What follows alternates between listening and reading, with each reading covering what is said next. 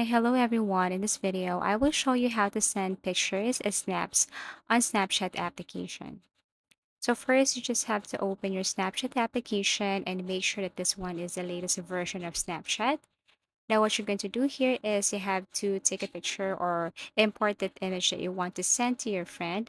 Now, as you can see, if it's just a normal image or just a picture, and if I send it to my friend, you can see a snap sent notification above. So that means it is just a simple image or this is just a simple picture. So it's not sent as snap.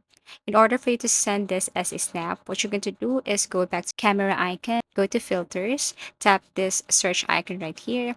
Now you have to search for green screen.